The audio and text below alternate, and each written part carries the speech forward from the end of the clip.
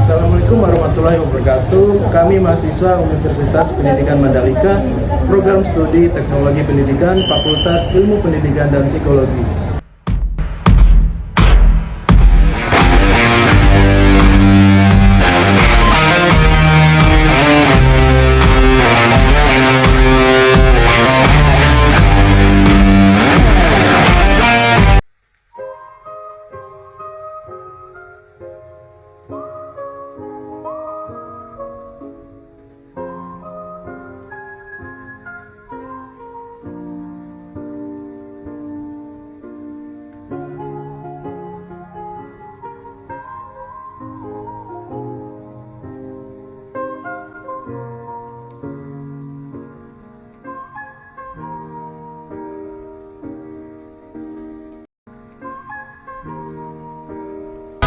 Spinning in circles, swiping left and right. There's no end in sight, and it all feels so absurd. But I'm home alone yet another night.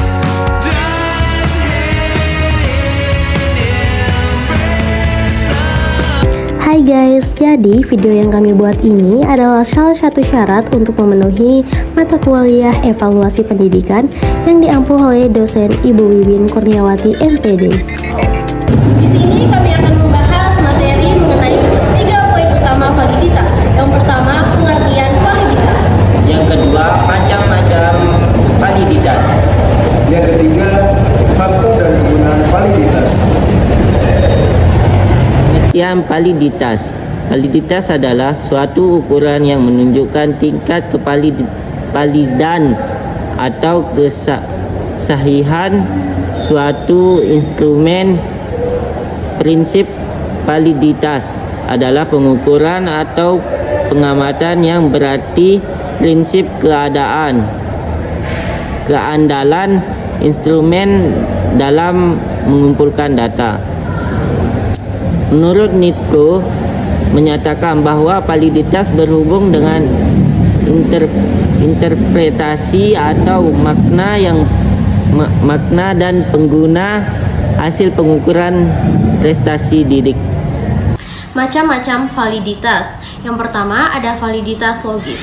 Istilah validitas logis mengandung kata logis, berasal dari kata logika, yang berarti penalaran. Ada 2 macam validitas logis yang dapat dicapai oleh sebuah instrumen, yaitu validitas isi dan validitas konstruk. 2. Validitas empiris. Validitas empiris memuat kata empiris yang artinya pengalaman. Sebuah instrumen dapat dikatakan memiliki validitas empiris apabila sudah diuji dari pengalaman. Ada 2 macam validitas empiris, yakni validitas ada sekarang dan validitas prediksi. Berikut penjelasan dari keempat validitas tadi. Yang pertama ada validitas isi. Validitas isi adalah validitas yang mengukur kemampuan siswa atau mengetes kemampuan siswa sesuai dengan materi yang diajarkan dan juga mempertimbangkan keseimbangan antara berbagai topik dan kesesuaian antara bahan ajar dengan standar kompetensi yang diharapkan. Ada kelebihan validitas isi. Yang pertama, kesesuaian dengan tujuan pembelajaran. 2. Menjamin kualitas pembelajaran. 3. Peningkatan efektivitas. Kekurangannya, pembatasan ruang lingkup, kesulitan dalam menilai kesesuaian, dan 3. Keterbatasan dalam inovasi. Contoh validitas itu isi sendiri. Yang pertama, saya mengambil contoh siswa dapat memahami konsep aljabar dalam menerapkan dalam soal cerita. Yang pertama ada materi yang diajarkan mencakup konsep dasar aljabar seperti variabel, persamaan linear, dan operasi aljabar. Yang kedua ada validitas konstruk. Validitas konstruk dalam pembelajaran sekolah merujuk pada sejauh mana sesuatu instrumen seperti tes, soal ujian, atau penilaian mengukur konsep atau keterampilan tertentu yang ingin diukur.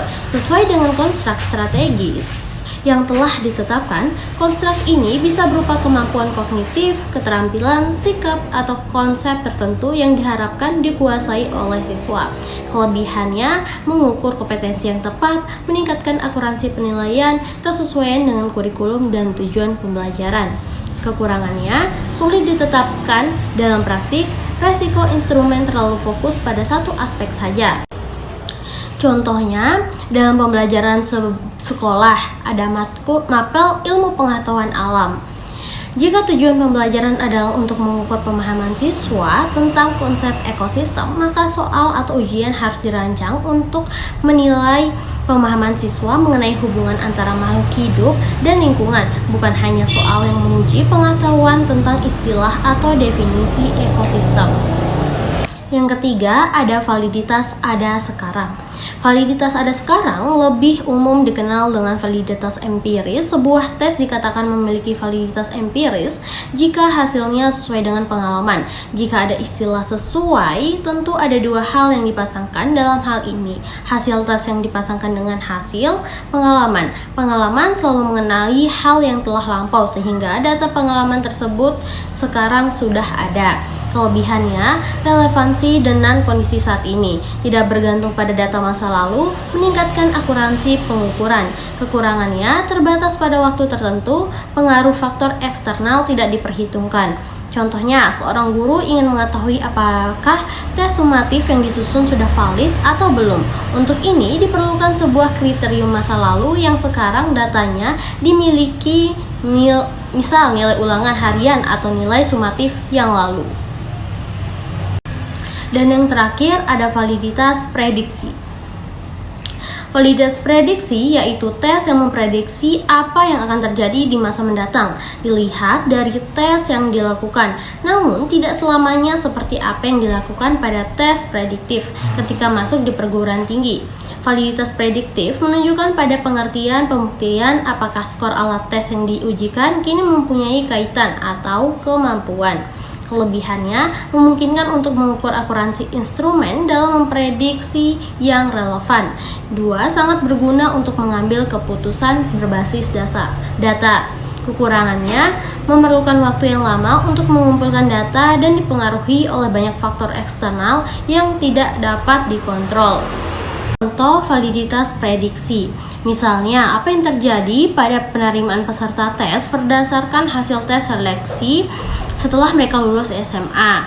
Peserta tes yang memiliki nilai yang bagus di tes seleksi tersebut lalu diterima di perguruan tinggi. Diperkirakan akan berhasil ketika mereka belajar di perguruan tinggi. Apabila hal itu terjadi, maka tes masuk perguruan tinggi tersebut dikatakan memiliki validitas prediksi yang bagus. Sebaliknya, apabila hasil di perguruan tinggi kurang baik, maka tes seleksi dimaksud tidak memiliki validitas yang bagus. Faktor-faktor yang mempengaruhi validitas.